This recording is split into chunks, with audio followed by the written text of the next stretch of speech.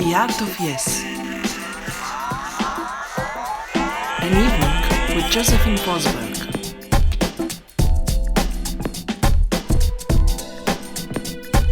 Shared with permission of JOHN PORUBSKY. Filmed by JOHN PORUBSKY. Chicago, 1998. Hi. I feel like starting, don't you? Sure. I'm going to get going here. What I just said to Steve, and I'm saying to you, first of all, I'm very glad you're all here. Thank you. Some of you I know. Some of you look familiar. I know you well. And there are a lot of new faces here. That's good. I was telling Steve that you are going to generate the energy here, and what happens tonight is up to you, not to me. Okay? I'm here to answer questions and talk about this subject that you seem to be very interested in. Excuse me. And the best way to do it is for you to ask me questions. Okay? And then I'll go off for about a half an hour, and then somebody stop me. Okay? Then you'll ask another question. I'll go on for 45 minutes.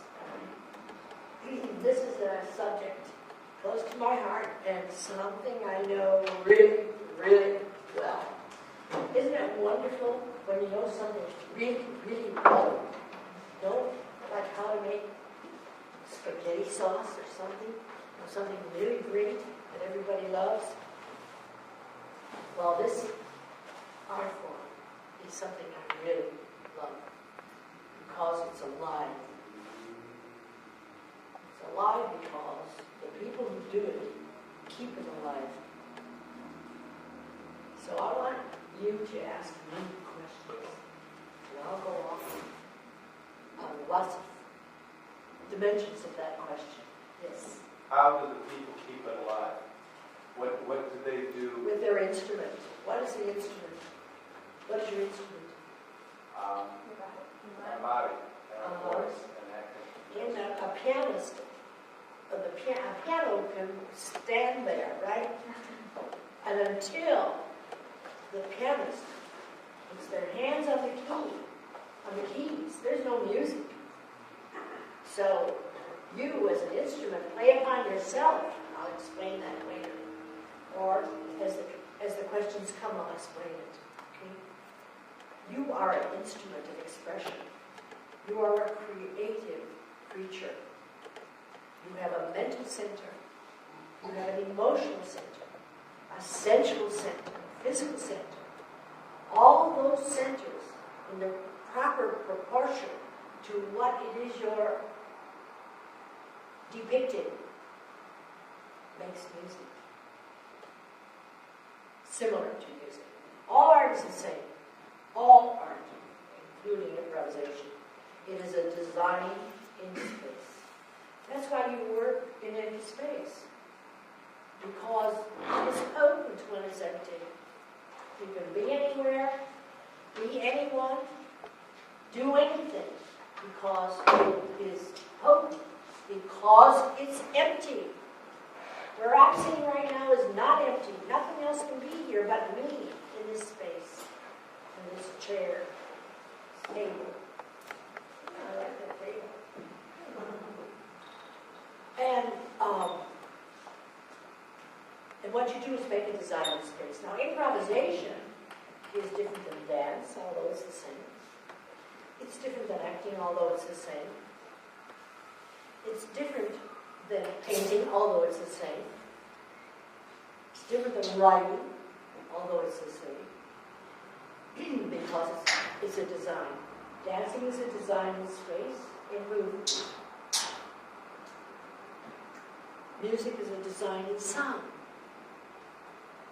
And improvisation is a design in human behavior, or the illusion of creating a situation, whether you be a thing, an animal, or a human being. And you can do all those things in improv. and you do everything. You are the director, the set designer, the costume designer, the author, the actor. I mean, if you're not a liar, what could it be? How do you access all that? Because here's my thing.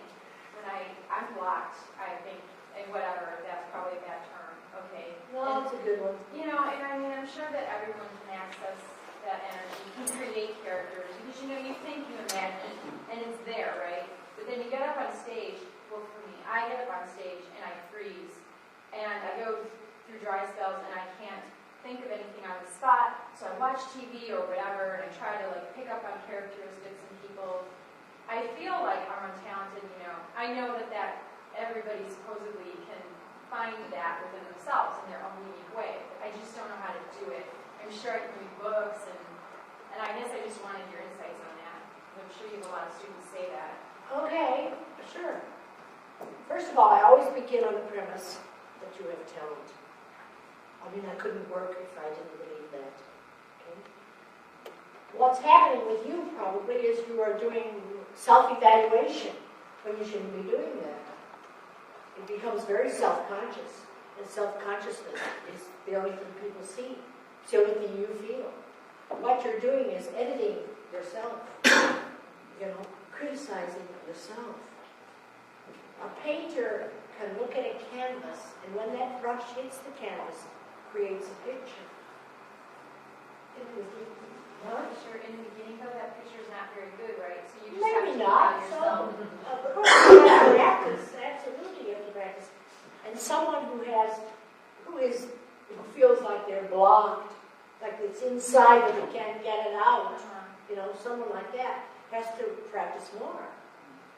And what you need to do is to forget that you are performing and start to play and have fun.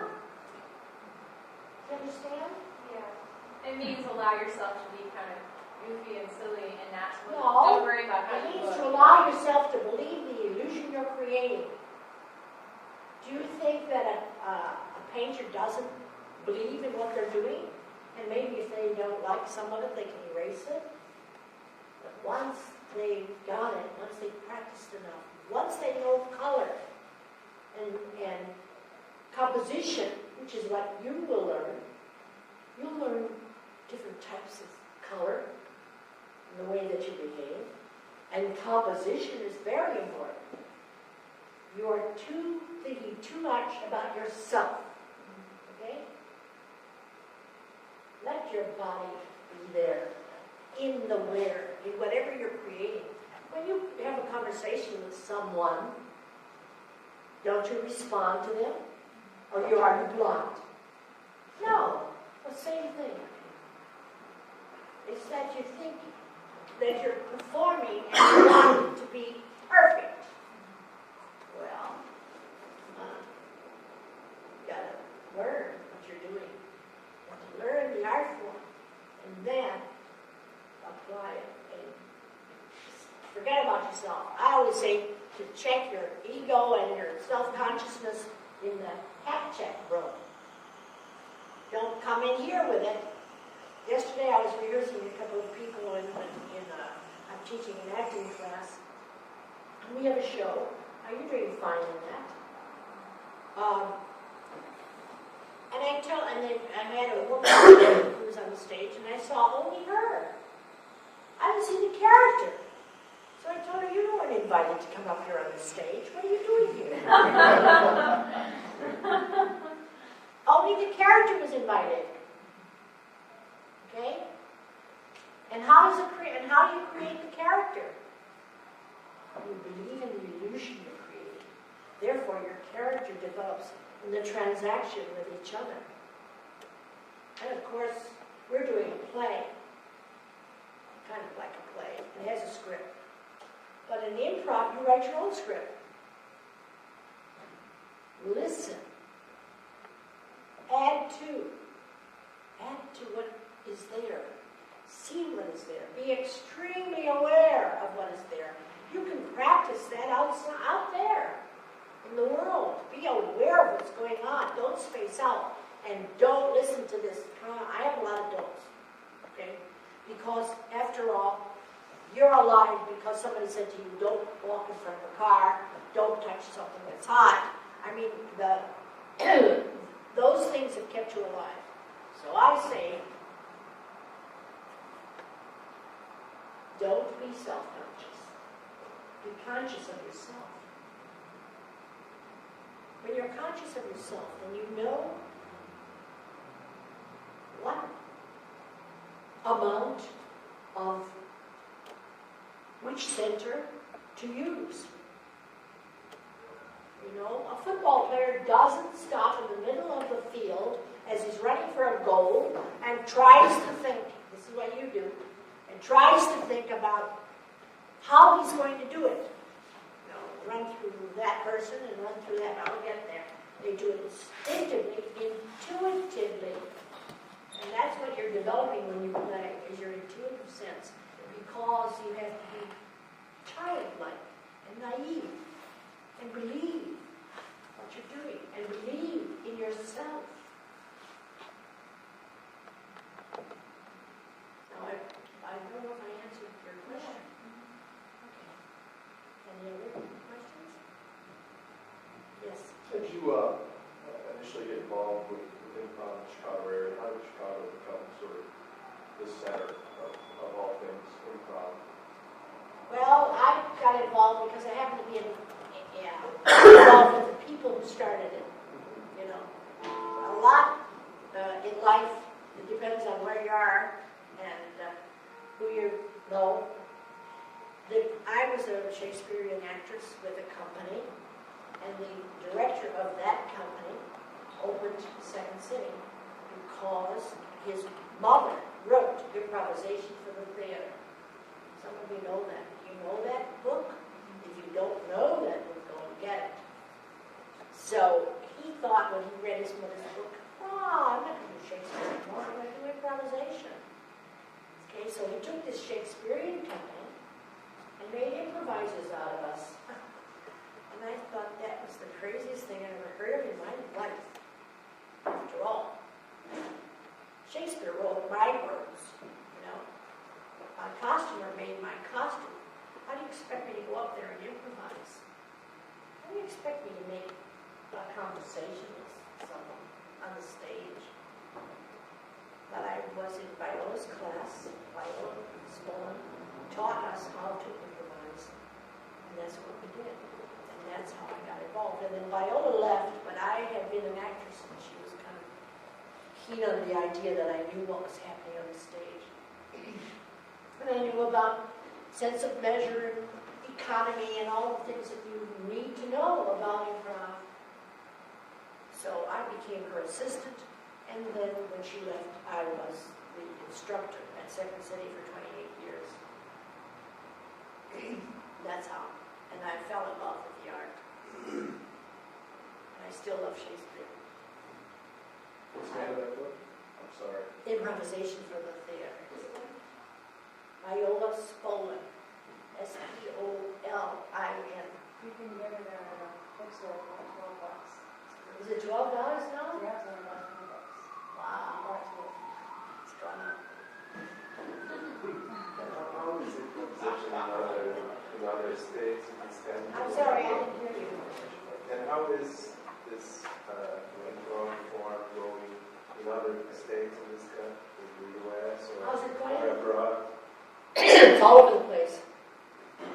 It grew, and because it's alive, because there's something very special about it. A student of mine went to Amsterdam with another fella, and they were improvising one evening somewhere, and the audience loved them, and they're there now with the company. And it's all over. It's in Europe, it's in England, it's in France. Her book is translated into French. So it's there too. Canada, it's all over. It's going everywhere. But you want to know something? People have been improvising. You have been improvising ever since you were conceived. Do you know that? And certainly since you were out in the world, you've been improvising. It's just that when you study, you've also been talking, you've probably been singing, you've probably been dancing. You've probably been scribbling even as the first time you had a pencil in your hand. You understand? But if you want to improve on any of these things, singing, talking, dancing, moving, which could be dancing, thinking, all those things, you have to study, you have to learn. You have to transfer what you know in life and put it into art.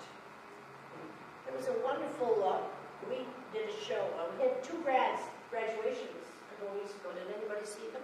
Or was anybody here in the graduation? No. Yeah. We were in the graduation. Yes. Yeah. Yes, I know you were. I can't recognize you with your hat on. Okay.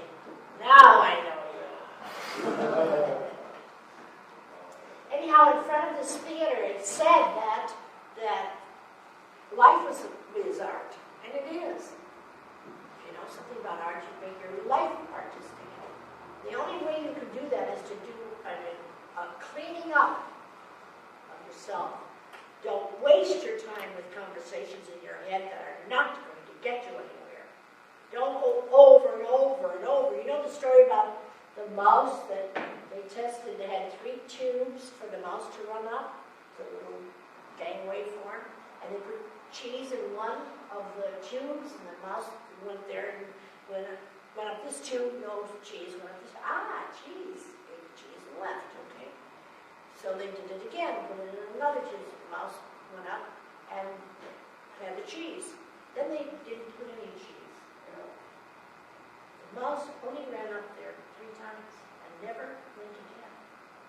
How many times have you gone to the same place over and over again and think it's going to be different when it isn't? Give it up. Move somewhere else, another space. If you are not happy in your environment, create your own environment. If you create it up here, why don't you create it in your life? You can, you know. It's only your beliefs that stop you. You believe you can't. You must believe you can. How do you, Yes. I was just going to say, how do you do that? Like if you hate your job, let's say. Leave it. Well, but you know what? I mean, because nothing in life, I'm thinking there are some things you like about every job or some things you hate. It's like everything's complicated. That's life. So how do you, let's say that there's certain things you like and certain things you hate, you've decided you're going to stay with it. How do you create the change? Just be careful that you're not rationalizing. Okay?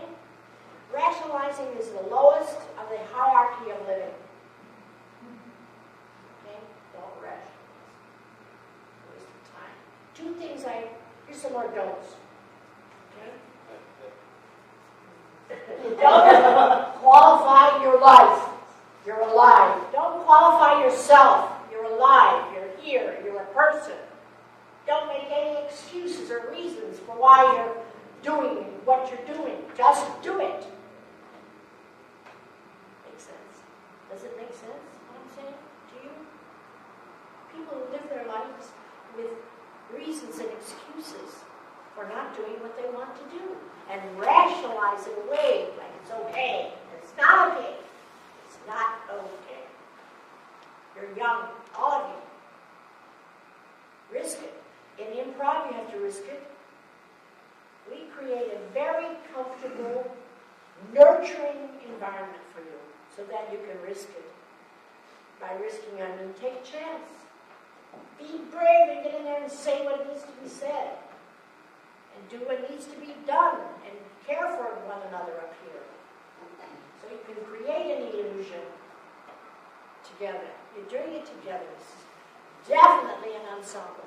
Improvisation is not stand-up comedy, okay? That's another art form. That's not this art form that we teach here.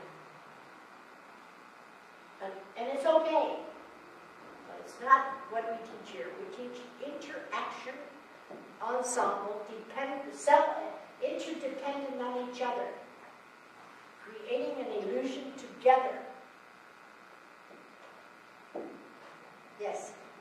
Would the formal training that you have, the Shakespearean thing, when you get into the improv, is that in the way, or does that augment what you're doing?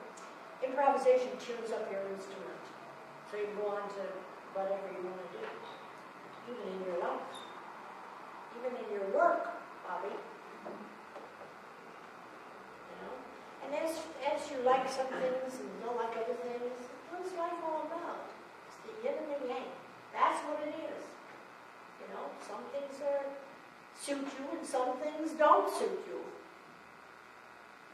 And in improvisation, you're going to find the same. You're going to shine in one area and maybe not so little weak in the other area. What you do is you do the exercise, or you practice the exercise, and you do it very strongly, or you do it weakly, or you don't do it at all. So what? You know, there's only moments when you don't do it. That's what you do in your life. Moments when you don't do it. It's moments when you space out totally and don't know where you are. How many times are you in a car and you drive blocks and wonder how you got there? It's hard to concentrate constantly with a constancy. Okay, so I say take a little recess. Just don't get hurt. When you risk in improvisation, it's like climbing a tree, and then you get up to the branches, and then you decide on a branch, and you crawl at the end of the branch, and you swing, and have a great time, and you might fall, and you know what's going to happen? Nothing. You're not going to break anything. You're going to have an improvisational accident, and it doesn't hurt you a bit. Okay? In fact, it can teach you.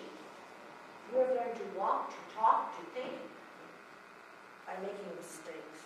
You know that?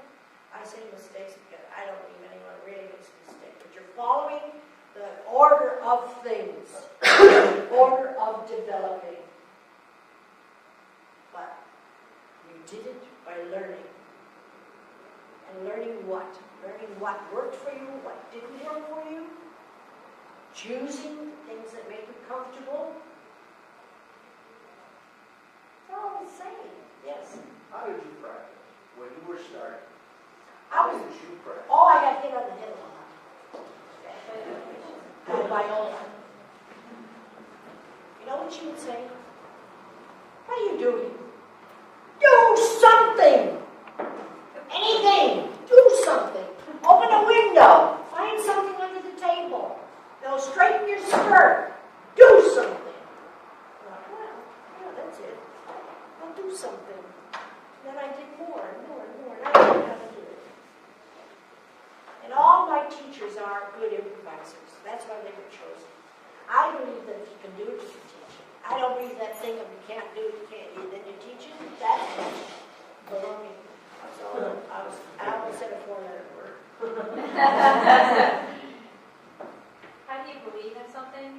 Like, I know that sounds, I guess because I'm too much. Tell me one thing you believe in. Love. That sounds so deep. Well, you people are just as important. You believe in love exists. That's how you believe. Do you know that you are what you think? And your life is what you think? That you are the creator of your life? You are the creator of the life you create up here? You are the creator. Isn't that wonderful? Just think about what you believe in. And if any of those beliefs are standing in the way of your doing what you want to do, change your belief. We all have beliefs. We're brought up believing. That's the way society is. But some of those beliefs are not of any use to you if they don't let you do what you want to do. You want to be, we are looking for the light in ourselves. Believe me, that's what we're looking for. And we all have a different method of seeking it. And some of it is not so good. And some of it is very good. But that's what we're looking for. We're looking for the comfort in ourselves. much fun you have when you play? You like to play? You like to ski, to dance, to go to a game? You like to do those things? And so are you tired when it happens, after it's over? You have to work at it? Yeah, same thing. You have to work hard to play. And what happens is, when you are working, but it feels just like playing to you, and you say, wait a minute, then you've got it, then you've made it. When what you're doing is hard work that seems like play. Can you get that concept? I fell in love with this art form and taught it for 28 years. And said, hey, wait a minute. And I worked hard, because I had to learn how to do it, then I had to teach it, and I had to train people. I trained the people that were on the stage. And I thought, you know what have I done? I've been playing. I played. I worked very hard. I still work very hard, but it's play to me. So we're doing a real job. Yeah, that's what my mother asks me all the time. That's true.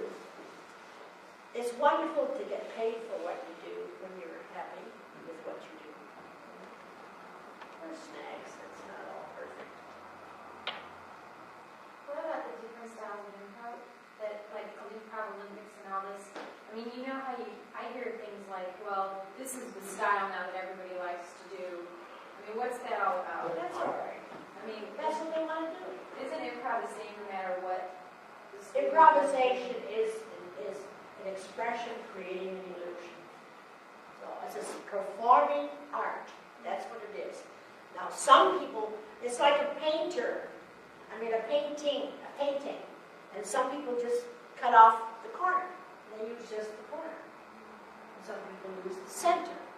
And some people use it all. Here you get it all. Get the whole thing. And then you can choose whatever you want. If you want the corner, take the corner. Or if you want the center, take the center. You get what you want out of it. You know that no one can teach you anything. They can expose you, like I have done for many years, expose you to the structure and the discipline.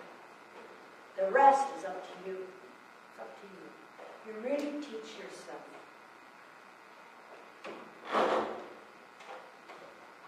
Amen. All right, let's have some more questions about improvisation. I get very.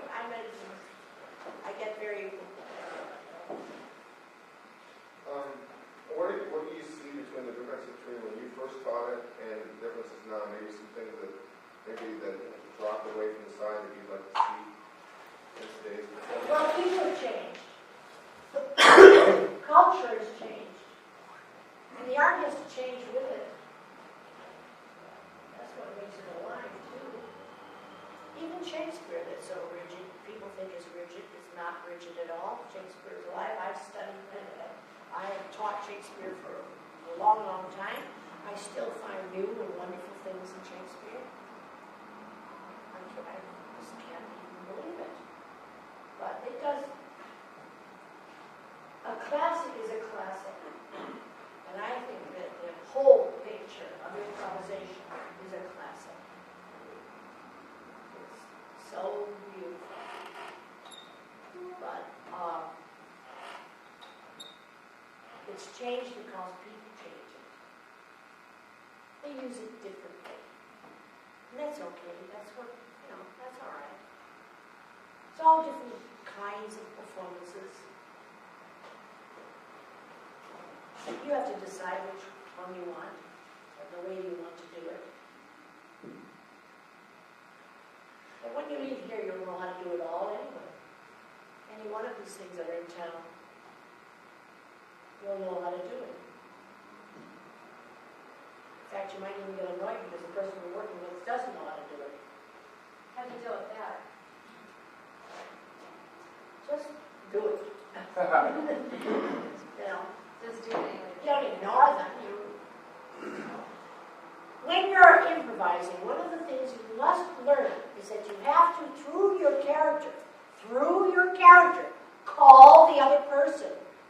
character on what they're doing through your character. Like someone's asking a bunch of questions. What's with the questions? Your character does them. Calls them on it. You've got to call it on each other while you're learning. So you're teaching each other too. You can't pretend, I hate that word, that it's not happening. You cannot pretend in improvisation it's not happening, because it is happening, and people see it. And you are up there feeling it and thinking it. It's happening. So don't pretend it's not happening. Help each other by calling each other through your character on what's going on. Can you give us an example of that? Well, someone taking too much, someone blabbing too much on the stage, a hog, I call him. You say, what are you, being a hog? Am I going to be able to talk at all? Do I have any space for myself and my life? You got to do that. It's very important. That's listening very well. And being aware of the progression of what's going on. What line has been drawn on the painting? Are there dots there?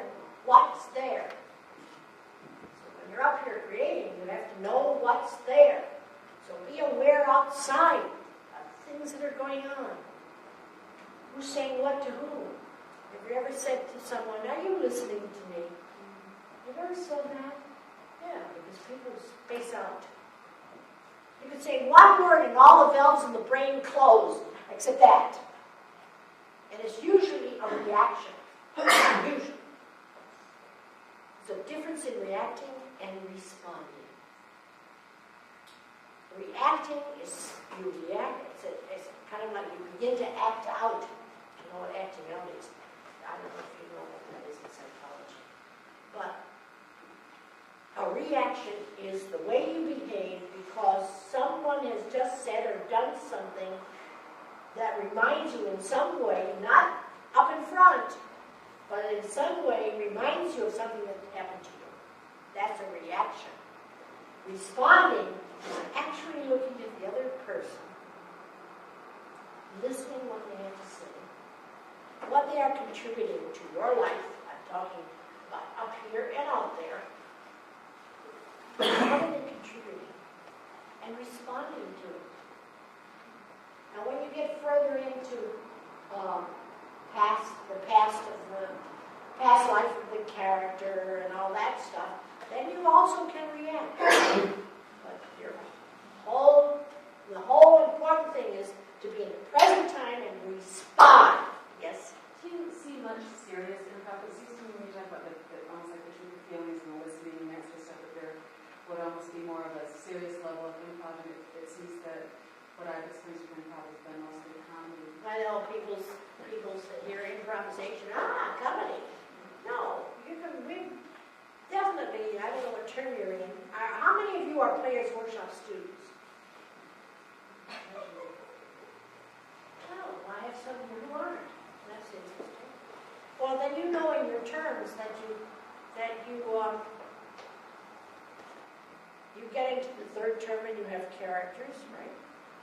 In your second term, you start having a background. No, wait a minute, I have to get back to your question now about seriousness. Well, it's just that, you're talking about responding and listening, and that's, a lot of real important part of improv, but it would seem to me, and the truthfulness of the feelings and that sort of stuff that comes up, but I don't see that a whole lot in improv, or I haven't experienced it a whole lot, and I would think that with that, there would come more serious scenes, and do you see much serious improv happening? Well, I don't see much improv anymore, but I know that, I try to get to where the students are. The students in Players Workshop are performing. And I always see the grand shows. I haven't seen much seriousness, but I have a show which will be the 20th year of performing it that I'm starting to promote, that will be in the spring. That was a serious, long improv For 2 years we did it, just improvising. And then I had it transferred to a script, although they still improvise in between the script, and that's the gathering. Now, I would like to see a lot more serious scenes. Why not? After all, what you're doing is a play. You're doing a play. So risk it, you know. Like, get serious. It's going to be what you do. It's not going to be something you plan to do and don't do. Do it. If you speak seriously to somebody on the stage, how are they going to respond? Can I help here? Is there something that I can participate in? You're going to leave me out? Yes. How about like taking suggestions from the audience? If it's maybe an author you've never heard of, or a show or a movie you've never Say seen. so. Just say so? Yeah. I don't know that. Give me another one. Guess that answered my question. And don't take crappy suggestions. I don't know if you do that exercise anymore where you have to do gross things. Do they, David? David? Yeah, I do. You do. Yeah. Yeah, if the audience gives you, if you're doing, suggestions, and the audience gives you a dreadful suggestion, and I don't even want to say what, but I've been in the audience when I wanted to get up and say, come on, clean up your act, to the audience. Don't do it.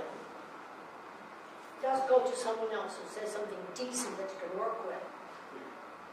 If they give a musical, you know how some people like the musical styles, and you don't know the musical styles? Say, I don't know. Okay. All right. I mean, why can't you say that? You do are we pretending? No, we're not pretending. Yes. Can improv work in the sense of being, honest and truthful and still really be boring to an audience? Or if you are truthful on stage, then it will, no matter if it's serious or whatever it is, whatever life it takes on, it'll be interesting or entertaining or whatever that definition of entertaining is to the audience. Let me tell you something that I see happening that I don't like. And that has always happened with art. You take the audience, you give the audience art, and you bring them up. You do not go down to where they are. Do you understand? You don't do that. You are educators, you know that? When you get up in front of an audience and are improvising and performing, you are educating. You're educating these people to think better, to feel better, to make better choices. That's what you're doing. But your goal isn't just to entertain them, is it? Do anything? Yes, you have to entertain them in the sense, only this sense. You have to bring them to where you're going. Okay? Take them on a trip. Take them on a trip. Like you take them by the hand and you say, come with me. I'm going to take you somewhere where you have never been. And we're going to have a good time together. Understand? But I see the audience giving me horrible suggestions, and the poor improviser trying to satisfy the audience by going down where they are. Don't do it. Go out there and educate people about what art is all about. Yes. Do you think that the audience gives those, we'll call it simpleton responses, because they're afraid to let go, and then they make you afraid You got it. to let go? Then You got it. They think that those are clever and funny. It's not funny at all. Like someone said to me today, she laughed. I must have been funny. I don't know, it takes a lot to make me laugh. takes true, honest, and goodness, wit, and humor. It doesn't take one-liners. It doesn't take situations that are disgusting. I'm a little old-fashioned. But yes, I believe in beauty. And God, Shakespeare has everybody on stage at the end of it. At the end of some plays, Hamlet, for instance. Just about everybody's dead. And you don't feel like you've been taken down. You really are exalted. Because it's art. It isn't. Yes. But you can't try for that. You get those perfectionists as hard. You want to try for that wit. You want to try really hard and do a really good job. So the process is you just got to get in there and just do it. Be natural. Be truthful. And then little by little you'll grow and you'll get better. And as your knowledge base grows, eventually you'll come to a level where Wittier? Are you talking about getting wittier? I don't know, because I guess I'm trying to figure out if being good at improv means being wittier. No. So maybe you're not going to end up being that because you're not going to have that style. That's right. Because everyone's different. Yeah. Okay. First of all, you can't teach wit. You can teach timing. You cannot teach anybody to be funny. You can only teach them timing, so that what they say and do is funny, but not so much what they say, but their reaction to what's going on. Wit and humor are a gift, like an opera voice, like a dancer's body. You understand? Like a professor's brain. It's special. Don't try to be something you're not. Just be what you are. Enhanced, bigger, and extended.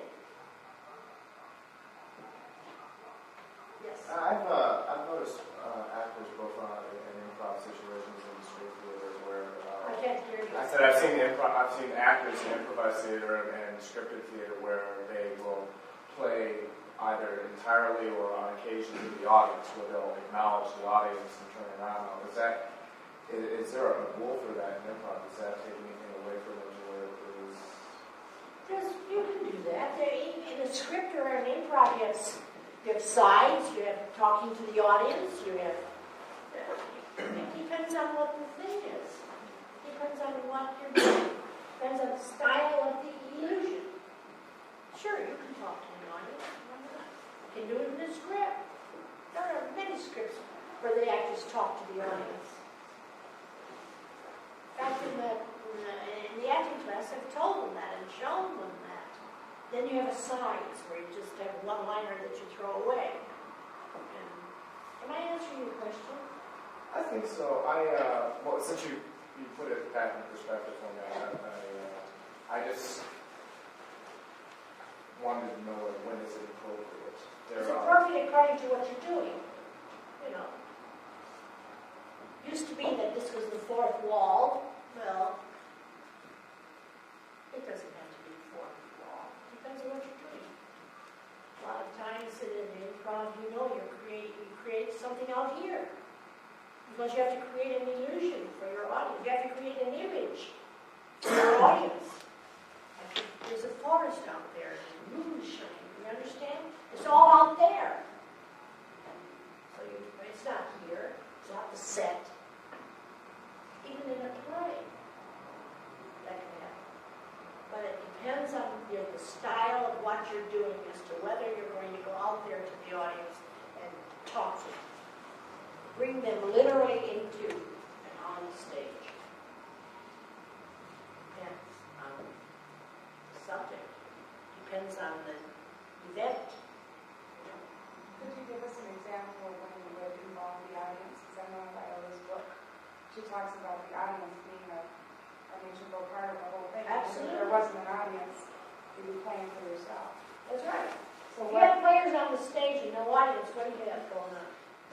Some kind of practice or class, right? Mm-hmm. And if you have nobody on the stage and an audience, what do you have? A bunch of people sitting in their seats wondering what the heck's going on. It's definitely a play between you. You don't have to really talk talk to someone literally, but you can include them in what you're doing and where you're going, where you're taking them. I'm getting excited even thinking about it. It's so thrilling to think that you could bring someone, some stranger, into where you are and what you're doing. You do that through your centers. And the centers have to be like the ocean going up on the sand. Your centers have to be the proper proportion. The portions have to be right. The mental, the physical, the emotional, the sexual. It all has to be in proportion. And it constantly changes. The proportions change. They're not always the same. When you're up here, you gotta know that in your own life. Things change every moment. Yes. Do you ever do anything on stage now? I am now, right now. Well, I mean, besides talking to people, do you ever? And if you don't do improv on stage with other people, do you ever want to, or is the reason why you chosen not to do that? Not really. I do. I have for years, and I'm doing it now. No, I'm improvising. What am I doing? Steve said, what are you going to do? I said, I don't know. I'm going to go in there, and we're going to have fun together. We're going to transact and react and everything else that humans do together. I just happen to know a subject so well, and you're learning the subject, the art form, and I want to help you. I want to give you some information, and I want to give you confidence. I want you to know yourself, so that you believe in yourself. Yes. How long did it take for you to feel confident, for you to feel like, is this About comfortable? 10 bumps on my head. 10 bumps in your head? Viola was not kind. I mean it. She wasn't kind. She knew that I could learn it. She knew that. And I'm saying, I want a script. I'm like a kindergarten kid. I gotta go to the potty. Any excuse. She said, get back here. I do that sometimes to my students. What are you doing? Stop doing it. I don't know if any of you are your parents or not, but I have two children. One of them never prepared me for the second one. And I used to say, he'd be in the other room. And I used to say, whatever you're doing, stop it. Say, how do you know what I'm doing? I just know it. When I watch someone improvise up here or act, I don't allow acting, but they are acting. They're interpreting a script. I don't put up with much of anything. And that Viola told me that. She also taught me not to explain. To just expose the student to the information and let them take off. Don't explain why they're doing it. Just do it. And your body will tell you. I told my class, stop thinking. Your body will tell you. Your body will tell you if you're sitting in the right word or if you're, gesturing on the right word. Your body will tell you. Once you've got the discipline and the skill, you have to depend on your total self, not just your head. Your head is your computer. It's not where your creativity is, by the way. It's where you make your choices, maybe.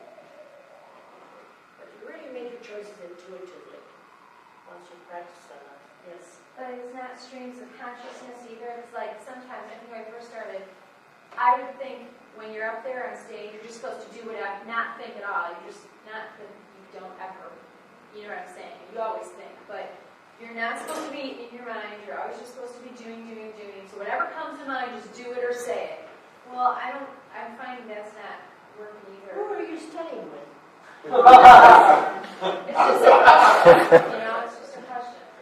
It's something that I struggle with. And I just want to know. You're standing in the way again. You get out of the way. You have things to do, and you're in your way. First of all, you have to respond to what's going on. You can't just at random go crazy up there. You know, you could go crazy. That'd be interesting, wouldn't it? That might be a choice. No, I didn't say. I say any choice that works. Any choice that works. As long as it's in good taste. So my granddaughter asked me what good taste was the other day. Now, how do you explain good taste? Can anyone here explain good taste? Huh? It was very difficult for me to explain. It's probably different for everyone because everybody tastes different. That's a good answer. You know, are you okay? Yeah, it's just that, everybody says, oh, get up there, be free, be open. But then we all sit here and sometimes there's laughter when people make comments. When questions are asked, there is judgment that goes on. And that's scary. And that happens. And that's the part of Who's improv. judging the most? Probably me. But there's reactions. Let's face it, you get up in front of an audience, there's reactions. And you know what? Everybody, we talk in ideal terms like, just get out there and do it. But, people are expecting funny. No. Or they're expecting Why don't you you to try being serious? Say something or do something very serious with who's ever there and see what happens. Maybe they've got a nice serious spot in their life too. Maybe there's a kernel of wanting to do some drama. Nothing wrong with drama, people. It's pretty nice stuff. Stirs an audience. Makes you feel things that you want to feel. Temporarily, not permanently. Yes. If improvisation is something you really want to do, and we're taking a class now, what else can we do to immerse ourselves into it, to make it, to become more knowledgeable and feel more comfortable doing things? Like, if you completely know nothing about it, and then you're taking the class to find out more, but then I'm taking a class, it's one day a week, and then I'm finding myself, like, just waiting for Tuesday to come, so then I'll, because that's my one day of excitement, but I'd like it to carry over more, so I can get more out of it than just that one day, and then waiting for the next class. That's very nice. I'm glad to hear that. Really. That's important. Because there's something there, right, for you. And everyone you're with. Something wonderful happens there. Well, I would say that observation, you have to practice with your friends in the sense that you actually look them in the eye and you actually hear what they're saying, and they actually hear what you're saying. Transact out there and be aware. Be so aware. Take in everything. And then if you get tired, take a recess. Okay? But that's very nice that you wrote that something very good is happening for you at that time. That you like it and you're looking forward to it. It can happen. It can spill over into your life. It can do that. And it will. What term are you in? First. Just wait. What do you think is a good initiation? What do you think is a lame initiation? No way to answer that. In the first place, how do I know? It depends on how you present it. Severin Dardanelle, you don't know probably who he is, could sit on the stage like I'm doing and open a dictionary and just read the dictionary. And have you enthralled. And what is he doing? He's only reading the dictionary. So what, it all depends. Depends on you, how much you believe in what you're doing and what you're saying and yourself and your charisma. You know that you have charisma. Every one of you have it. Take care of it. It's a prize. It is a prize. Yes. had a comment to the young lady over there. Players Workshop has a open mic improv on Sunday night at the Country Brain from the Players Workshop. And there's people that, are tour Second City, and there's people after that anything. So they were there. You might want to take a look and see if, I can't go there, and I would love to go there, but I can't go there. Very simple, practical reason. Too many smokers. I can't breathe. I cannot breathe in that place. What is it called? Insulation? Not insulation. Ventilation. Ventilation. It's not there. Sure they're out of code. Yeah, right. I have to go get an air fix. Run to the door, breathe, and go back. What? So they can, I'd like to make that like the first Sunday every month will be a smokeless night or for the first couple hours. You suggest that to them in the smoker? I'm a smoker. Are you a smoker? Yes, I am. Oh, yeah, better. I'm in denial. And who's going to smoke that Sunday? Those would be there. So I'm sure you respect that. And we'll have a We can have it every Sunday like that. You guys just go outside.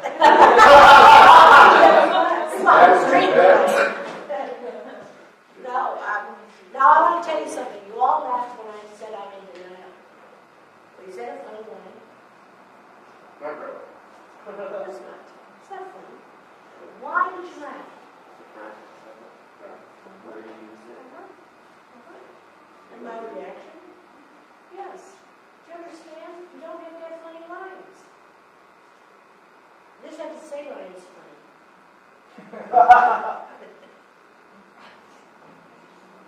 Okay, what else? And that's not original. What I just said is not original. Yes. Shouldn't we really not worry about the audience, but be conscious of them? Because even though they may not feel entertained that night, maybe thinking back on a performance, they may find it entertaining later on, and then they felt like they might have learned something from it. Well, there's a lot of dimension in what you're talking about. First of all, there is not a bad audience in the world, except a drunken one. If you grab them, no matter who they are, or how old they are, or what sex they are, if you grab them, it'll work. If you've lost them, you've got to read. You've got to read your audience. You've got to know. It's objectivity and subjectivity in regard to your knowing, being aware of the audience. You must have enough objectivity on the stage to know you're doing it and you're doing it in front of an audience. You've got to know that. These people who say, "Oh, I didn't even know the audience was there," I'm going to say it again. I'm going to say that 4-letter word, and it cost me 50 cents every time I say it in front of my granddaughter. She's getting rich. Anyhow, the subjectivity is the content. The subjectivity is your belief in the illusion you're creating. Okay? The objectivity is your skill and your ability to know that what you're doing up there, that you're doing it. Regardless if it's an old man, a young man, a little boy, a tree, a lamppost, you're doing it. It's you that's doing it. Don't you think a violinist knows they're playing the violin? Don't you think a football player knows they're playing a game? They have the proper degree of objectivity and subjectivity involved in what they're doing. But they know they're doing it. That's your player. The player supporting your character. The player and the character go on the stage together. And the character is what your audience sees. And the player sees to it that the audience sees only the character.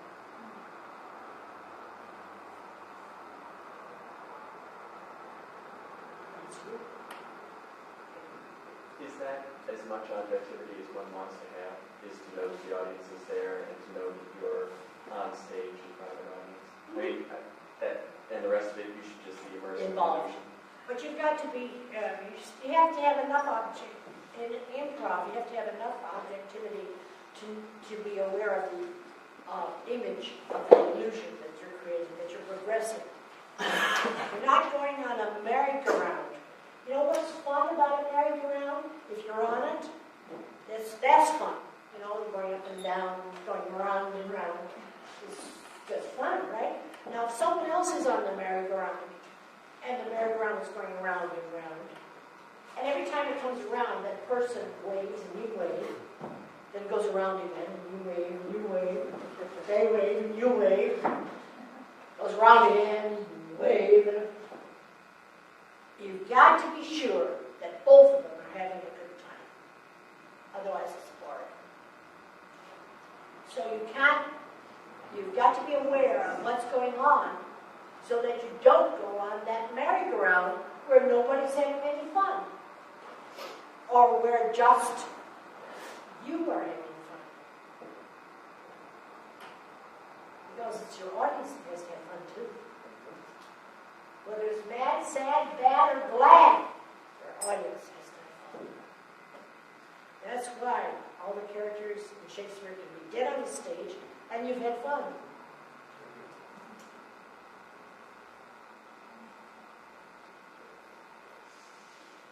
Yes. What are your 5 favorite movies? Oh, get out. I don't know what makes you laugh. What interests you? People, behavior, human behavior, but I couldn't give you, I wouldn't do that. There's some movies I absolutely refuse to see because there's just so much heart, they advertise it and advertise it and run it into the ground and I say, aha, that thing is failing. I'm not going to go see it. Time is too precious, yes. I was wondering what it was like teaching people like Bill Murray and George Wendt and Shelley Long. Fun. But what makes them more successful? No desperation. No self-evaluation while they're working. What do you mean by desperation? No desperation. Desperation means, why can't I do it? Why can't people like me? Why don't they laugh? Audition, why didn't I get it? Calling up a director and saying, tell me why I didn't make that audition. Anybody do that to me? I hand them over to the office manager. You have to believe in yourself enough. Can't be desperate. Why do you want to do this and be desperate? Forget it. Give it up. You don't want to be desperate. You want to have fun. Life is so short. Yes. Along that line, has there been people that have been desperate and then gotten over it?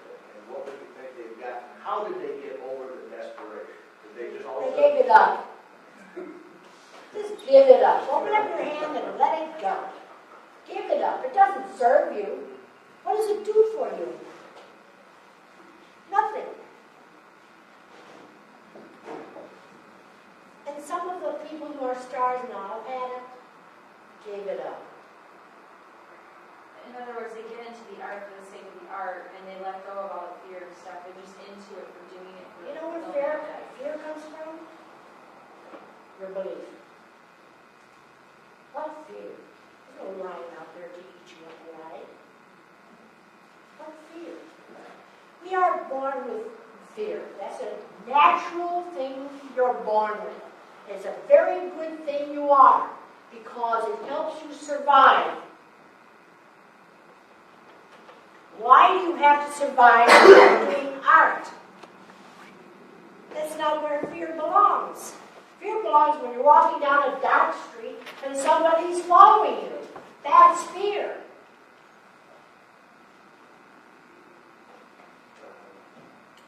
Yes. Are there things in the man to handle the tension prior to going on the stage? Oh, well, interpret it as being very excited. To You know, your body reacts exactly the same way to excitement as it does to nervousness. Exactly the same way. So when you start feeling these things, say, oh, I'm so excited. Change it. Give it a different interpretation. Are there, Yes. I was just going to say, are there like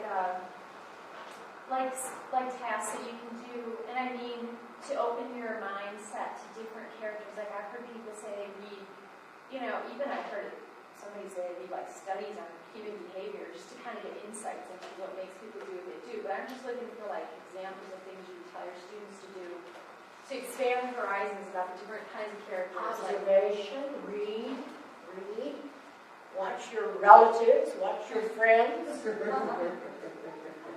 Yes. Nobody is the same. Nobody.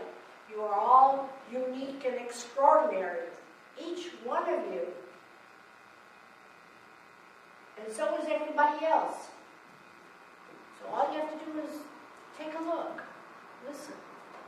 Characterization, and you've got enough experience, even as young as you are, you have enough experience to know a lot about things you have not experienced in life, but you know about it.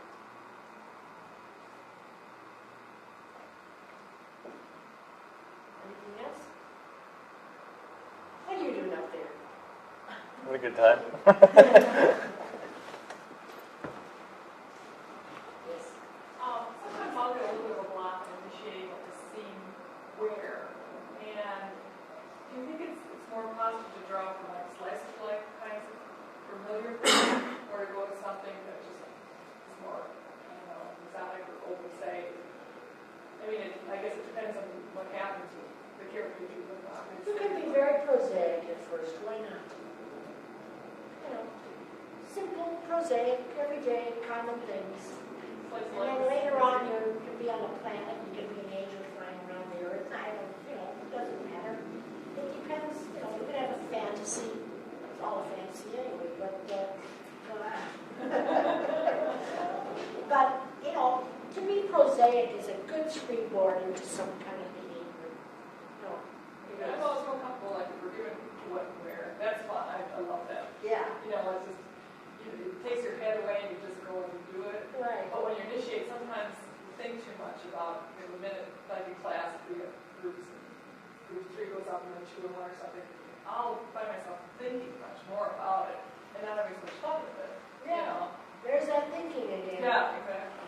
Whereas if you're the first group, it's almost a blessing because you just do it. And So you run up there right away, huh? Yeah, I'd rather be first. Or maybe just, once you start thinking about it, it really takes the joy out of it. And it takes Don't the fun think day. about it. Yeah. When my class was doing monologues, or when I was teaching improv, my thing to the audience is, don't think about anything. Support these people who are up here and watch and listen to what they're doing. And then when you go up there, you wouldn't have meshed it over and over and over in your head. Preconceived ideas can be miserable. You don't want to be miserable. You don't want to be desperate. You want those things. Unless you're having fun with them. Some people love to be unhappy.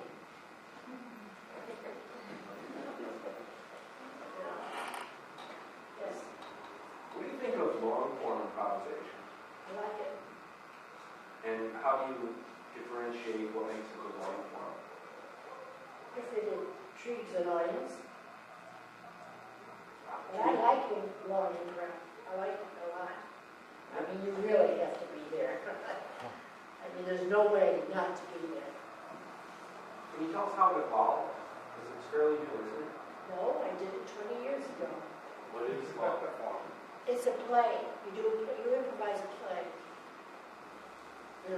You have to know a lot about beats. And are you in a term where you know about beats yet?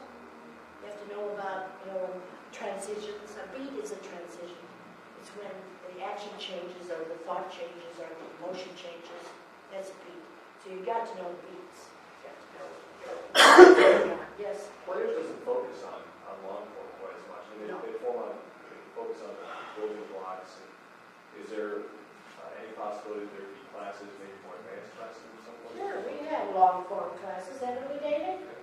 absolutely. David teaches it.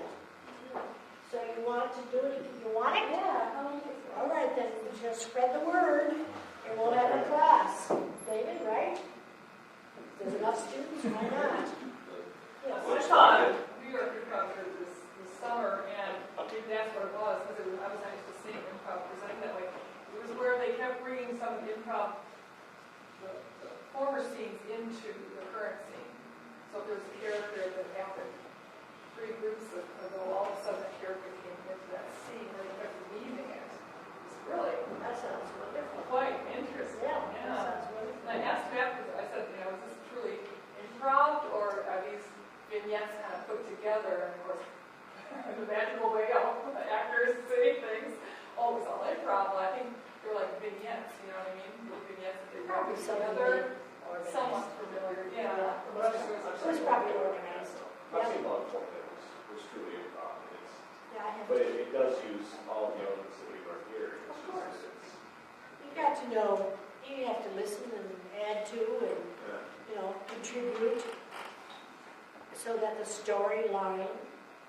It's interesting, you get to explore your characters a little bit. Oh, yes, indeed. I like you a lot of improv. They had a musician, too, the person who played flute and something else, violin, which made me feel like some of it was reversed because he had to bring out some characters or some things that they were familiar with. A lot of it was, I'm sure, was improv. I'm sure that they improvised. They improvised on musical instruments. I think there were about 2 classes that we did practice a little bit along. We did, yeah. Well, we have to do what, what you want to do in a way. We have a writing class now, and a music class, and a body movement class, and I think, are all of you involved with the rest of this seminar? So there's a lot. But if you want a long improv class, you have to get enough people together and tell Steve, and we'll set it up, and David will teach you, right, David? Apparently. By all means. But I think it's fun. That was Ed, was it Ed that you saw? Actually, I've been to the improv a little bit. I've seen a lot of the Diaz experience and whatever they call it. Yeah. So. Some more? I don't know, maybe this is just me, it's still subjective, but when I've gone to some good theater or a good movie, and I walk out of it, I feel like so good about myself, like I contributed to the theater, like I might as well just have written it or performed in it. But the funny thing is, when I'm on stage and I notice that we're doing good improv or good theater, I get the same feeling. And I was wondering, what's the difference between the performer and the audience member? Because you had that, like you brought up before, that dynamic is extraordinarily interesting. The fact is, people come to watch, and there's people who are on stage, and sometimes never when she'll meet. So what I mean, Never the twain shall meet, is that what you said? yeah, I mean, perhaps, sir, because someone like my mother and my father will never, ever feel compelled to perform. Will go to the theater and enjoy themselves, and then there's other folks who want to or feel that they have to. Is there a difference, or is it just? I don't know what you're asking. Well, what's the difference between? Never mind. No, I know exactly what you're saying, because if I go watch a movie, I'm driven to all kinds of emotions just by sitting there watching that character, and I feel like I'm that character. Yeah. And so I want to know sometimes too but then you notice, the question is there a different dynamic operating with the audience watcher versus, I'm thinking the same way. Is there a different thing operating inside you when you're that person watching versus when you're on the stage trying to be that person bringing out the emotion in others? Because sometimes it feels the same. What is Well, the audience and the player are one. That's one. It's not really different. Same. But the thing is, I'm sorry, you were explaining something and I lost the question at the beginning. That's wonderful. If you come out of a movie or a play and feel like you were up there or you experienced it with them, that's wonderful. They're doing good. They're good, And yes, every dynamic and every person is different. Everyone's going to react differently. Maybe not. Maybe when something is spectacular, everyone really is on the same page. They're all together. The audience and players are together. It's a magical, wonderful experience when that happens. And it does often in theater and with art. When you go to the Art Institute, you look at a painting, don't you kind of want to get into the painting? Is that part of you? Does it become part of you? Just temporarily? That's what happens when you're feeling so good after a movie or a play. It's become part of you. To come out talking like them? To become them? It can happen. It's fun. It's a lot of fun. Because what you're doing is you're allowing yourself to be played upon. When you're performing, you're playing upon yourself.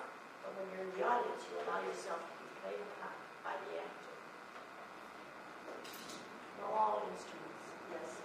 I know there's really no set rules, but do you always have to have the audience leave feeling good? No. You can make them depressed. Is it almost harmful? But is it almost harmful to make them depressed? To your craft? To make them depressed? Well, not to make them depressed, but maybe even not so deep as depressed, but maybe not feel so good. There are some movies that do that, particularly if they're bad.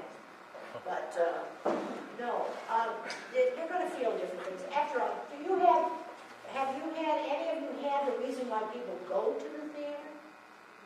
None of you have had that. What class is that in now? The final class of second term. Oh, final class of second term. Stimulation, information, right? So, name them. I only created them. Me? Yeah.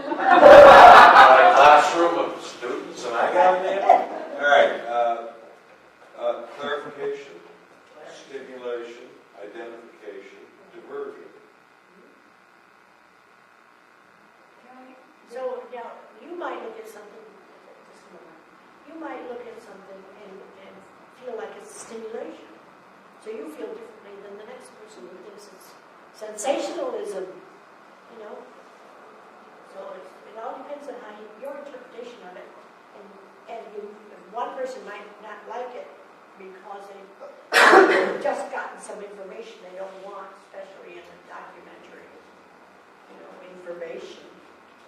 So it all depends, yes. I was going to say a movie that did that for me was The Devil's Own, Harrison Ford. I walked away at the end of that movie was totally depressing, but I walked away and I enjoyed it.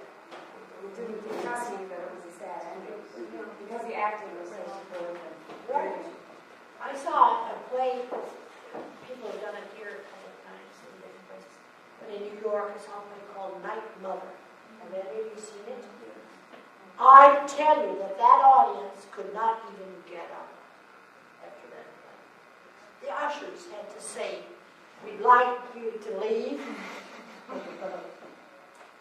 And I was just like, I can't believe it. I was so touched and moved and disturbed by that. It was done so well. I don't think I want to see that kind of play again.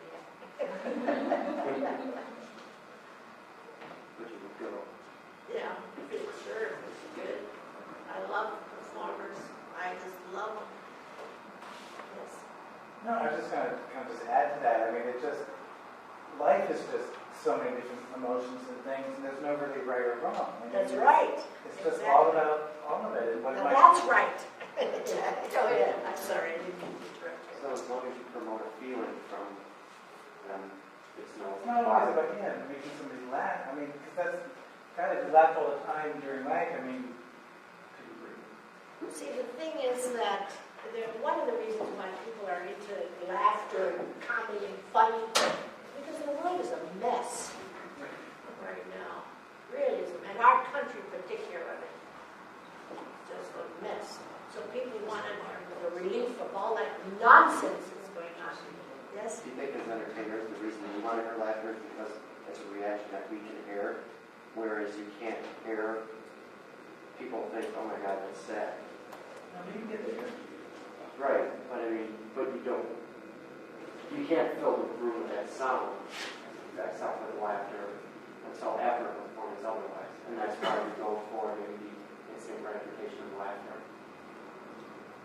You want me to say yes? No. I'm not sure. You know, I was probably more of some insight from me Yeah. than questions to you. Yeah. Kind of thinking out loud, finding an answer for yourself, that's wonderful. Yes. I've heard that the Second City main stage has gone from highbrow to very sitcom mainstream. Is that a true statement? I haven't seen the contrast, so maybe you I can made the fifth. leave it there. I will make no comment about that. I'll go back to what I said, that the audience have changed. And they changed only because the player has enhanced their lives, which is what art is supposed to do. Whether it's mad, sad, bad, or glad, it should enhance your life.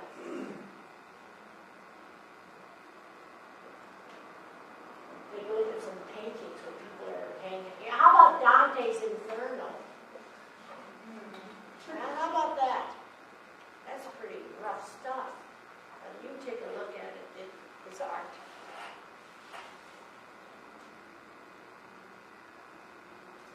Yes. Now, you said that it takes a while to get into the concept of becoming the character and losing yourself.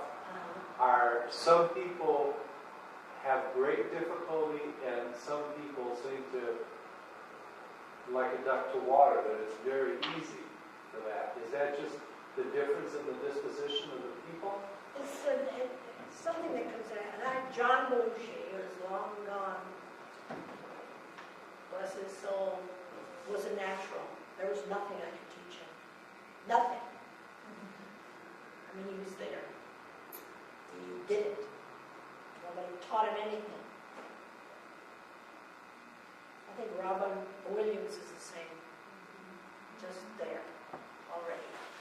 And of course, I have a theory about that I probably shouldn't even talk about. But I believe in reincarnation, so I believe that those people who are there, who are natural like that, have a flaw. John had a flaw. I haven't seen any of Robin Williams yet. Maybe it will never happen. But they've lived many lives. It's like evolution in the spirit or something. I cannot believe that a Beethoven or Chopin or, that they learned that all in one lifetime. Impossible. Can you think of all the things you'd still like to do? Like, for instance, I'll tell you, this is one of my secrets. I've had many, many dreams. Like I want to do this and I want to do that and I'm going to do this and I'm going to do that. I focused my energy and my time on one of my dreams, which was to open the school of improvisation. Okay? And now I'm going after another dream. But you can have so many dreams in a lifetime. How many can you realize? How many? I'd love to be a ballet dancer. Okay? Don't you think people like that, though, like Beethoven, Thelonious Monk, all these composers, people like that. I mean, people like that generally got started at such a young age and were so focused on it from such a young age that it's just, that's who they were, and to a great extent, that's all they were. I mean, not that that's a great thing to be, but you can believe that. a lot of us do. I'm disagree with your other theory. No, you don't have to disagree with me because I'm not trying to convert anybody. I'm just saying that I don't believe that anyone can do and accomplish what some of these great people have accomplished in one lifetime. Sure, you can start at 2. Still, still, it's still, you can't still too magnificent to believe that, yes. I was going to say that oftentimes these brilliant people who do this one thing so well, if you look at the other areas of their life, they may be a total mess. And really. Well, Wagner is one, wasn't it? I mean, he was a bastard if there ever was one. And his music was fabulous, His music is a different thing. It's almost apart from it. That was a gift, apart from his humanness. Really. But I mean, I can name lots of artists that are, and people you know and know about in your generation, but I won't. Is that a tough line though? I mean, it seems like the people that really excel in a lot of the different performing arts excel because they embrace it completely. And it's, they're going to do this, and if they don't succeed, then they don't care. This is what they are. Yeah. And, they're so focused and they embrace it so much that certain other parts of their lives maybe don't. They have time and energy, and yeah. I mean, it's pretty difficult to live a total whole life when you're broken up in pieces, But at least one of the pieces works, We're only human. How much can a human being do? Yes. Can the abstract, though, give back to us? The abstract? Yeah, the abstract, like for some it's the performing, or for a musician it's the music, or you brought up an interesting point. You mentioned Wagner, and I think Newton or Einstein, right? There were Cervantes, people who were brilliant, and they concentrated, they put their energies, and they leave us with these wonderful gifts, their music or their writing or their theater. Yes, and the personal lives of it is tragic and couldn't even write people, but I wonder is there a return on what they had chosen, their abstract, their intellectual pursuits. Is there a return? Is there a return? I guess, For us or for them? For them. I don't know. I would have to talk to them. That's a stupid question. Okay. I can't speak for them. I don't know what I can. Unless I did a lot of research and then made up half of it, I could answer that. Well, let me put that more towards you. Like, as in your pursuit of your dreams, when you're in school, how is that return for you? What satisfaction? I realized it. And now I have space, open space, to realize another dream. I'm satisfied. I did it. Now I'm going to do something else. I want to be changed. I want to be challenged. I told a friend of mine once, I just want to make some more mistakes so I can learn. But let me tell you, I'm making mistakes. I'm not learning much yet. But I'm making mistakes right now, yes. If you have to make decisions, if you have to overcome fears, like myself, have to overcome certain things, is it a good idea to, still keep getting up on stage in spite of where you're at, or is it better to wait until you've overcome some of those personal hurdles? How are you going to overcome them? Psychology or what? How are you going to overcome them?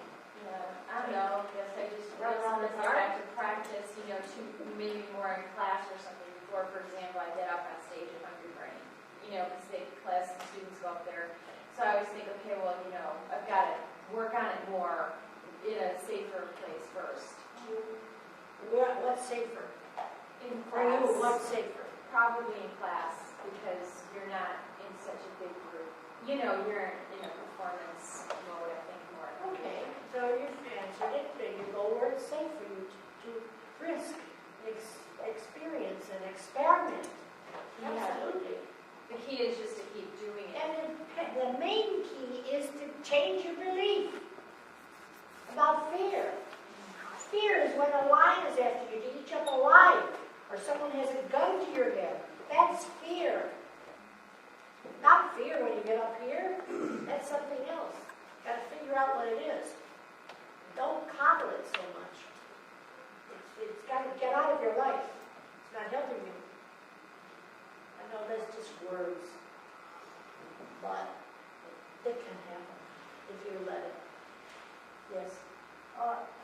In addition to what you were saying about being at the Hungry Brain or at other comedy clubs, personally, when I got up there for the first time, I thought it was pretty funny because I was more at ease because I wasn't in front of my teacher and I felt like I wasn't going to be getting any criticism. If I didn't make them laugh, I didn't really care. But I was at, more at ease. The only people you really have to worry about are those who try to steal the scenes, but that's where, your intuition would come in, right, where you have to call them on it, Yeah, you don't. You're splitting, trying to steal my smoke here? What's going on? Yeah. What do you find the difference between teaching adults and children? I don't teach children, so I can't tell you. I never believed in having a children's class, but someone came into my staff, said, I'll do it, it'll happen, and they did it. And I'm happy, but I'm glad I didn't do it.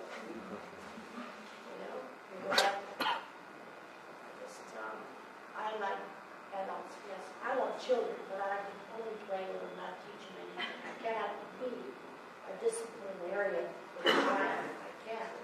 I believe that you make a genius by leaving them alone.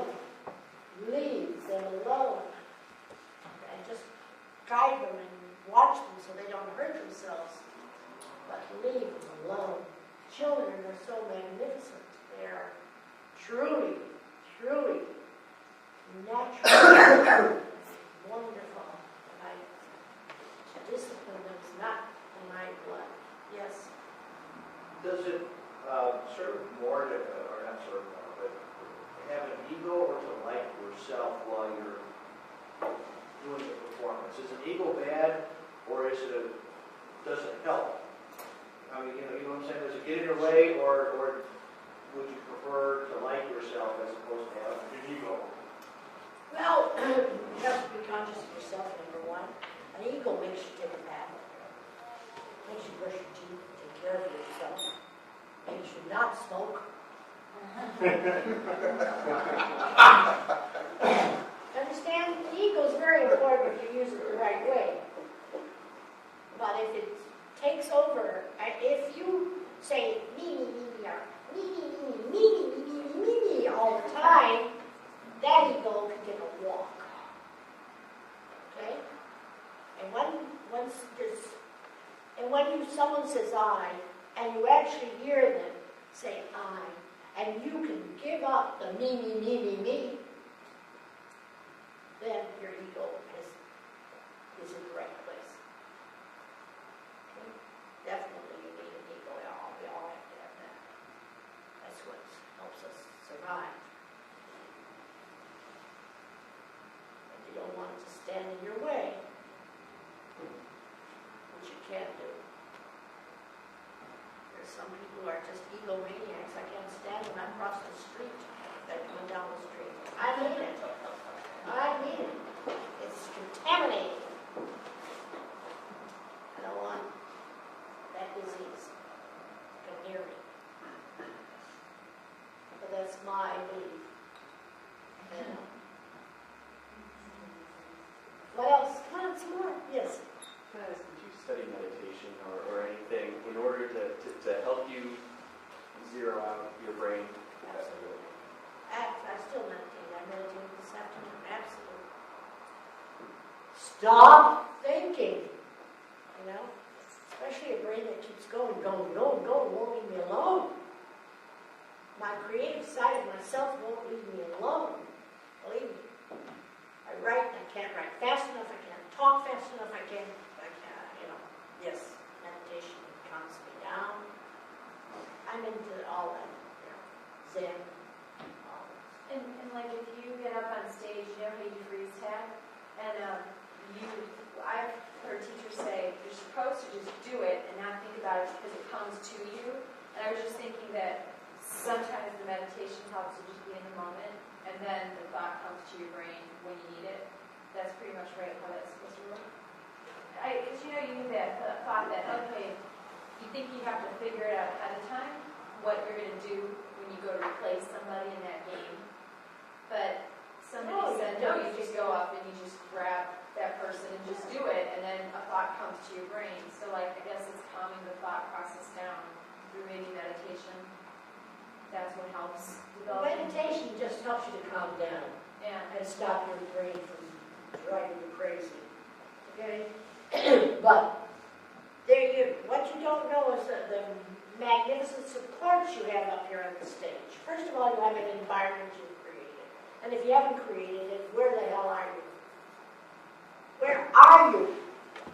In limbo? Where are you?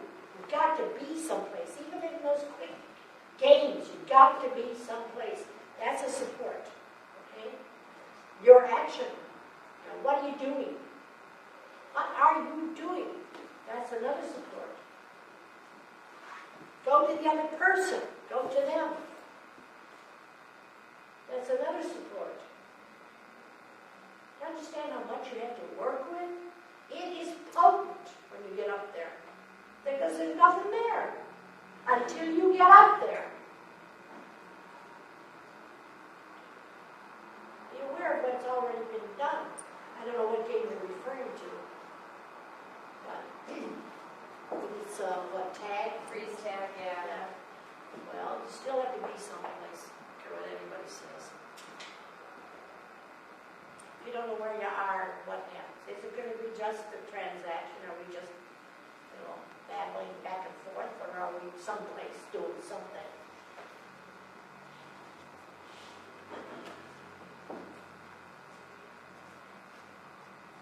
What else? How long have I been talking? 5 minutes. But it wasn't that serious to me. I could use these props in the play. This table, too. I could take this table over there. Anyhow, I don't even know how long I've been talking. Oh my God.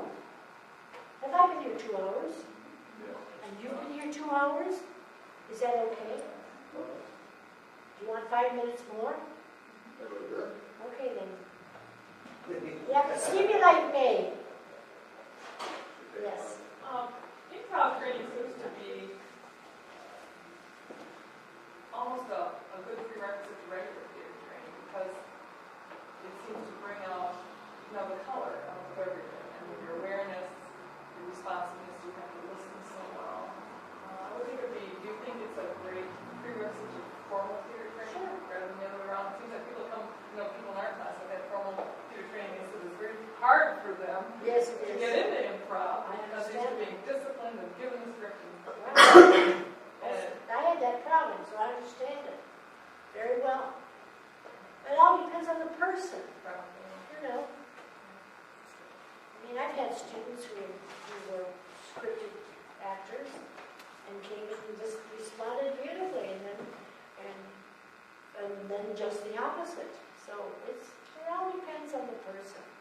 You want to hold on to something like I want to hold on to Billy Boy. Just, who's doing what to me? I've got to have some words you're giving to me. And I let go. I thought, no, this is a good place to be. And I'll do William Shakespeare too. I do it, by the way, I do a celebration for his birthday every year. I've done it. Last year was the 22nd year. So you'll know about that if you're around here in spring. His birthday is April 23rd, and I do it the Saturday before his birthday, outside by the Shakespeare statue in the park. And it'll be the 23rd year. Because I didn't do anything for Shakespeare when I got into improv for about maybe 5 years, and I sat up once and been like, what have I done? I've let Shakespeare go? No way. But I taught it for a long time, too. Taught his work. Yes.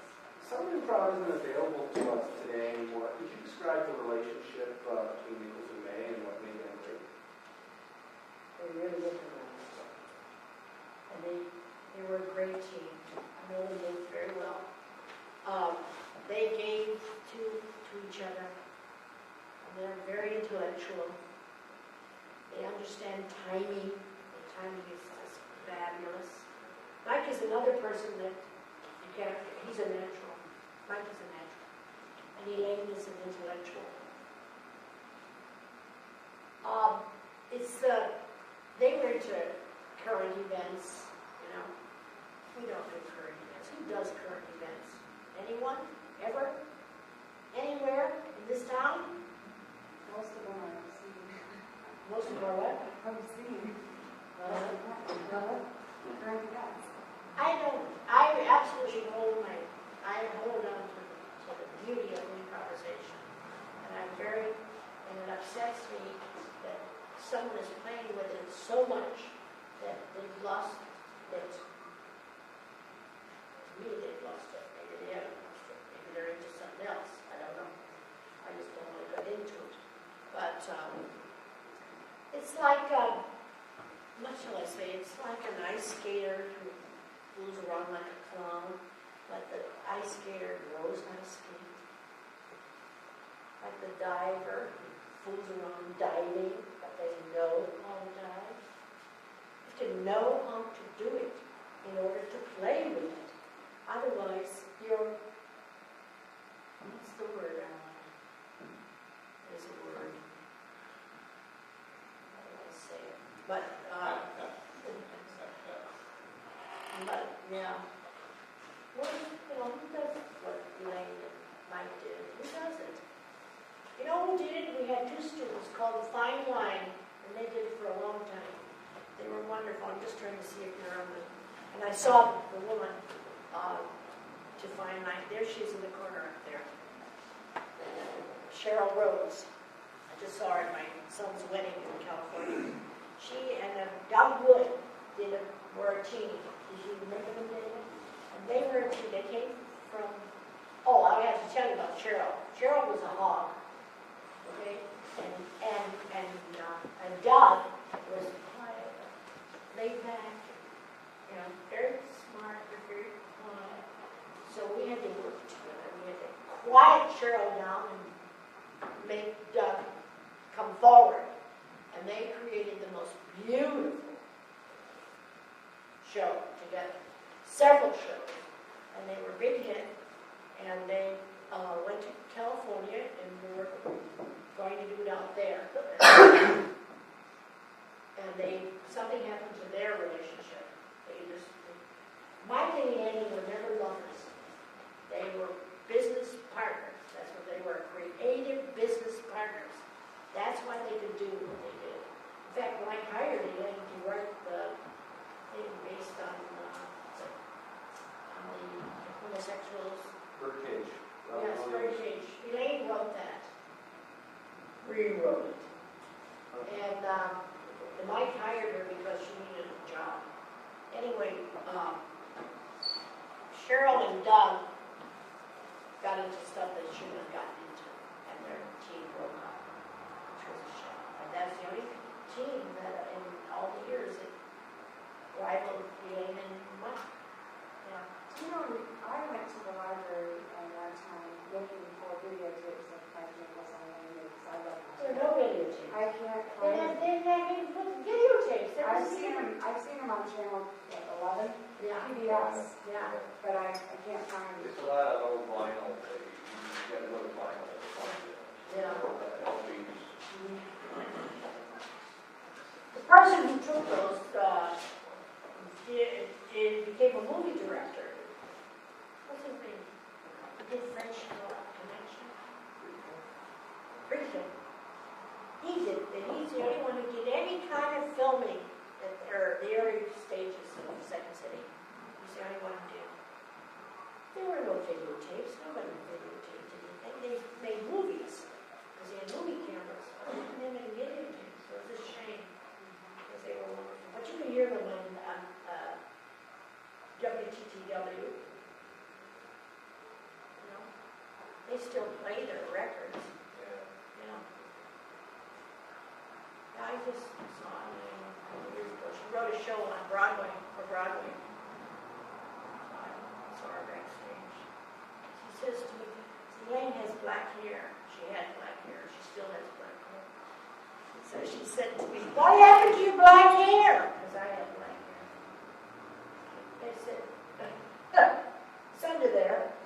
She decided to go away. Anything else? How can we wind this up? Let's wind it up, but how can we do it? Come on. Look at all the creative heads I've got in this room. What have you seen, like, I don't know, what lessons can you share with us that you've learned from your students over the years? Just about everything I know about improv. Anything stand out that people miss the most often? Is there any really striking things that people just miss the boat on? It's the hardest thing to learn. What you're having a hard time learning. You know, I feel that my students taught me how to teach. My students gave me, just like you know, talking to me now.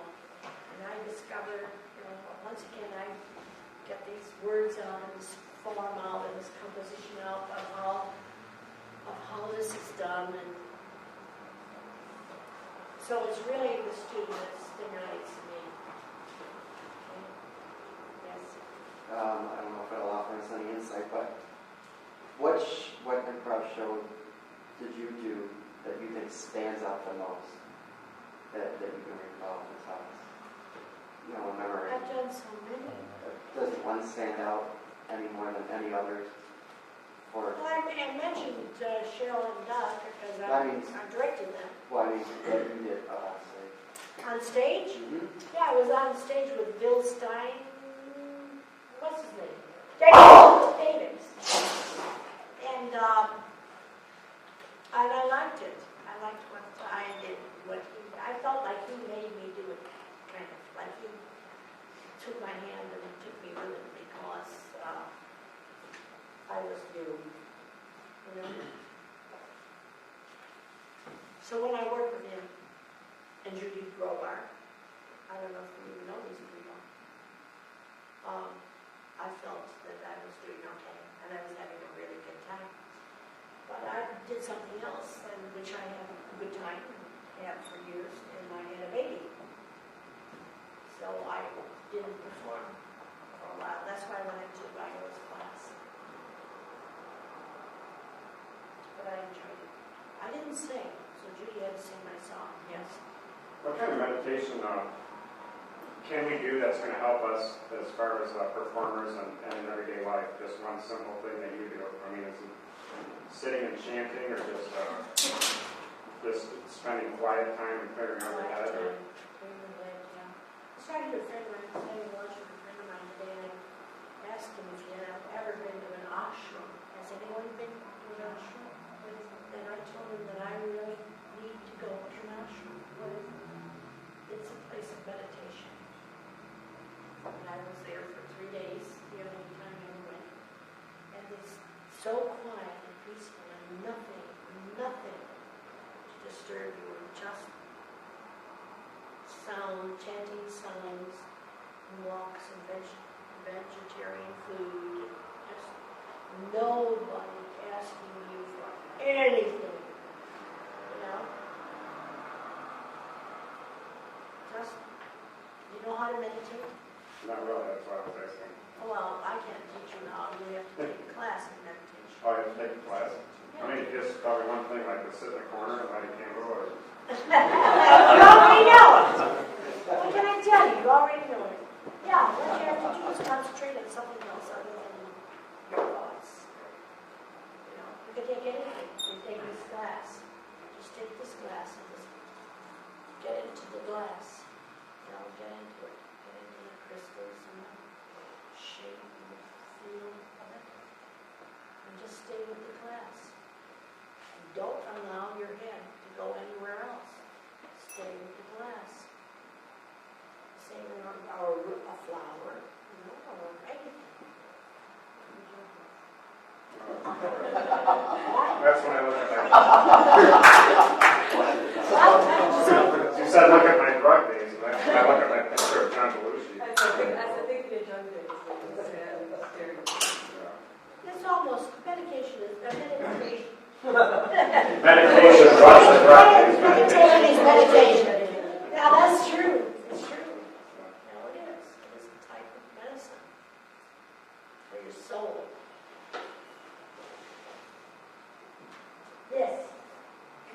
a little bit about what Robert Harris was like in the early days of the Second City? That's not available for us either. Wonderful, absolutely wonderful. I see Barbara all the time. What were her gifts?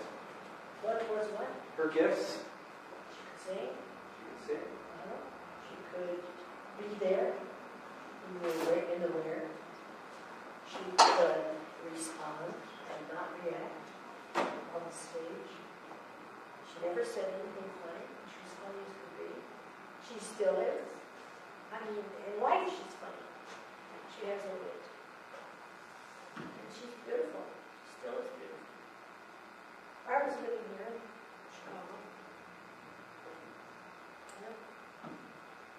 She came here about 10 years ago to take care of her mother. Her mother was very ill. She was here for 3 years and her mother died. And by that time, Hollywood is very fickle. They had forgotten her, but she still does some films once in a while. And she won't do the stage anymore. And she got to learn lines a long time ago.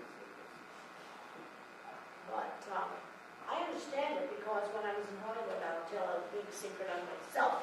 I auditioned for a movie, and I had a hard time learning the lines. I had a hard time.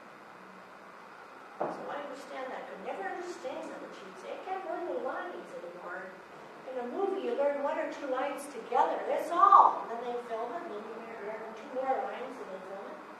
And I was having a hard time learning lines. I can't believe that. I knew you could quote Shakespeare. I can't learn lines. Doesn't matter here. Anyhow, that's all. Barbara is a natural. And still is. But she won't ever improvise again. She's decided. That's her decision. How are we going to wind this up? Come on, somebody come up with a great idea. What would you like, it's all in hands, count to 10. But What would you like to see for the future of improv? I'd like it to get back to what it really is. Is there any glimmer of hope out there right now? Like any glimmer of hope? Is there like a show or something going on somewhere that's bringing Sure. it back? Oh, yeah. Yeah. Have you seen, God, I can never remember the name of it. The one where they do 6 plays. I mean, 61 plays. They do it. Yeah. They do it. And you think they think about it? They can't think about it. They have time to think. I was there, I've seen it several times. I was there one night when I got some pizza. Because I couldn't do it. Yeah, full house. I'm sorry, what?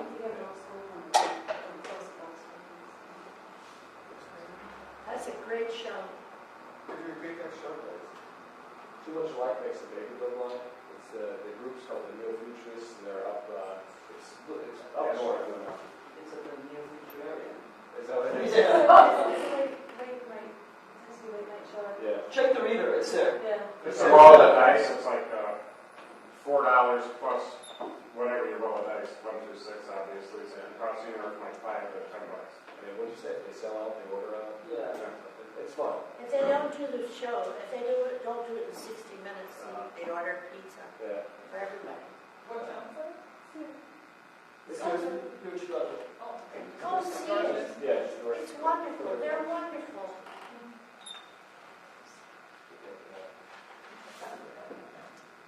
Now watching the do just kind of like stretch where we are. You walk through space?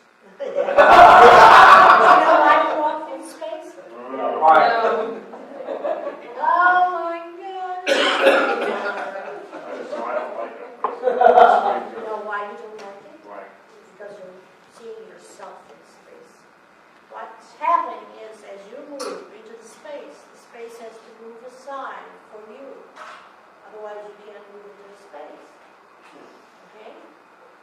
And when you walk around, you have to see it's you and the space that's the proposition, in life as well as on the stage. If you don't have any space, you're dead.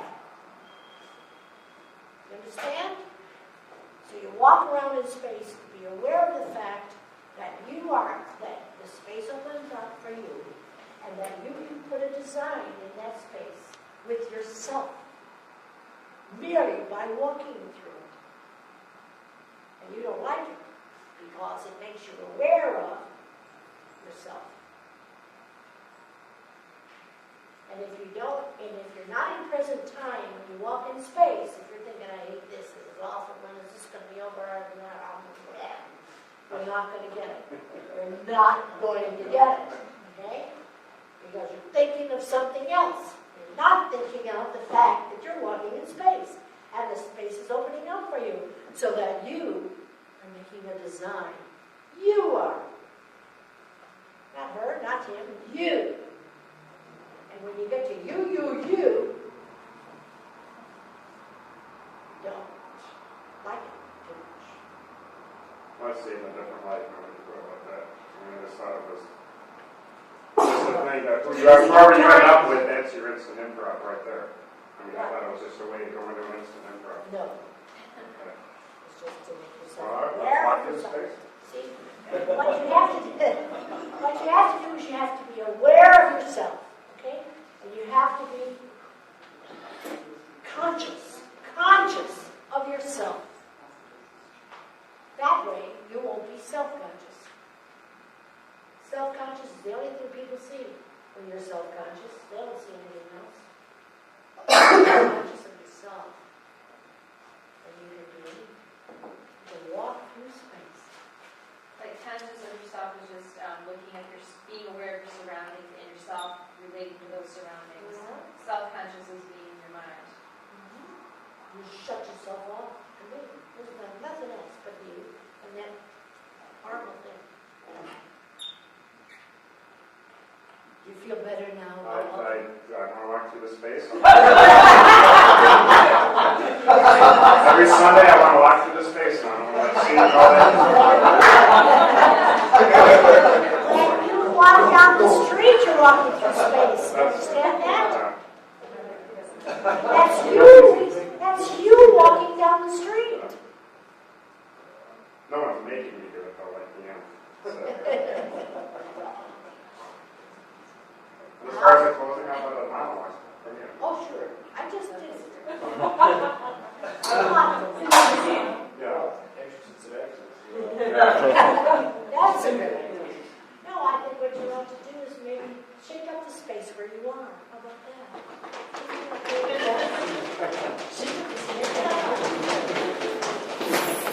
Stretch. And I would say goodnight to you. And thank you very much.